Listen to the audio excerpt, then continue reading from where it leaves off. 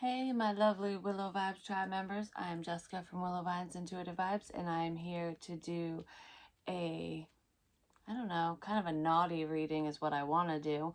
I have some overall energy to tap into the situation or relationship, but I want to see what somebody's fantasies are or what could potentially be coming up between you and your love interest or between you and just a different option, someone new, who knows, depending on who this resonates with.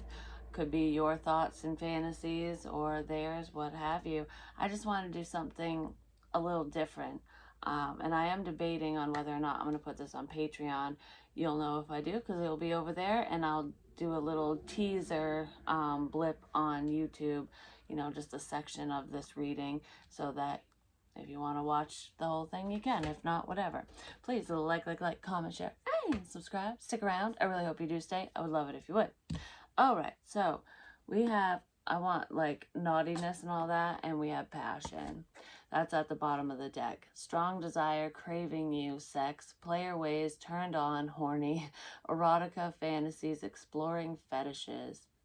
Someone does have some like secretive energy when it comes to their sexual fantasies. I feel like there's one person, I feel like both of you kind of keep it to yourselves, but there is someone who's more open to exploring new things or trying new things, but exploring their fantasies and their partner's fantasies. I almost feel like it could be you. You get turned on by knowing that you're turning on your partner, kind of thing. I feel like you're dealing with somebody who is very giving. Like they're heavily into foreplay, I want to say, and I feel like I'm talking to people who haven't even you haven't even been together sexually, but this is just how you guys are, because I kind of feel like your love interest, even if they've had multiple partners, exploring their options, playing the field, whatever, because I feel like somebody is known for that, or that's their persona. We've all been wild once upon a time, or at least most of us. I kind of feel like even though this person has been around the block, I guess you could say, they're not well seasoned. They're kind of vanilla, I guess. But they don't want to be.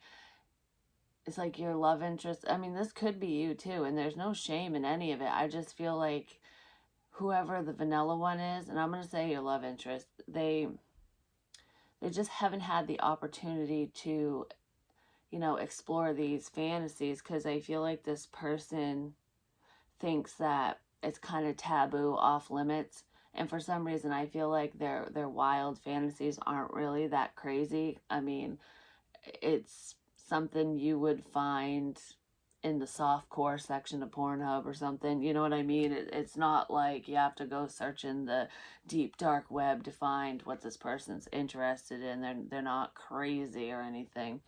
And I'm not saying that if you have a wild fantasy you're crazy, but there are some that are like, two girls, one cup, hell fucking no, get out of here, gross. But anyways, nothing like that. And it's not even, and I feel like these fantasies don't even involve bringing an extra person into the bedroom or anything like that. It's like one-on-one. I feel like both you and your love interest enjoy, one-on-one sexual encounters more so than, orgies and whatnot. And, some of you have had multiple partners at once. I want to say back in your heyday, you did a lot of experimenting, because I'm talking to someone who's very sexual, but you're not a whore.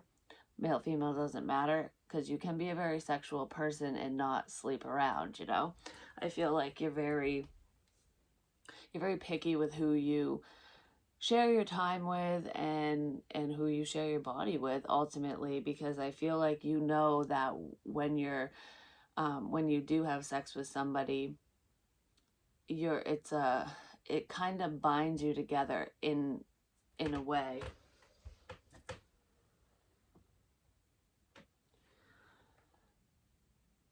I was moving and I just, hold on. It binds you together in a way. Anyways, so hello, spirit. please do not mess with my stuff. We can talk, but don't be freaking me out. Anyways, you know that it basically connects you to that person, not forever, but it definitely, they linger in your energy and vice versa, because you kind of swap energies. Ultimately, that's the closest you can ever be to another person. And when you have like a soul connection and you're in love with somebody, it just intensifies that, times a million, I'll say, because it really does.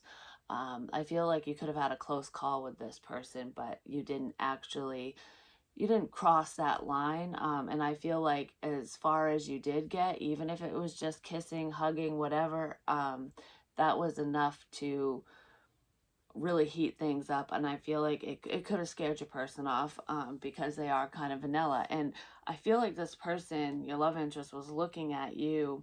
I mean, they're highly attracted to you. There's a lot of passion here. The chemistry is just off the charts. You both feel the heat, the passion. So it's not one-sided. I feel like they kind of insinuated that it was one-sided because they were pushing you away. And I feel like this person just didn't want, they were kind of embarrassed by not moving forward, because it's almost like, especially if this is a man, it's almost like it's expected of men to always say yes. And if they say no, it's because they think you're ugly, or they're not into you. But that's not true. Men will say no for the same reasons that women will say no. It just depends on, the situation and the circumstances.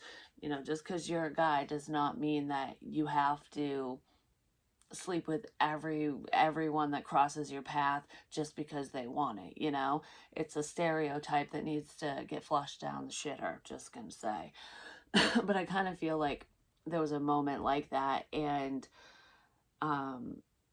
the feminine or female in that situation felt like it was her. Like, am I not attractive? Do I not turn you on? Even though you knew that this person, was turned on by you.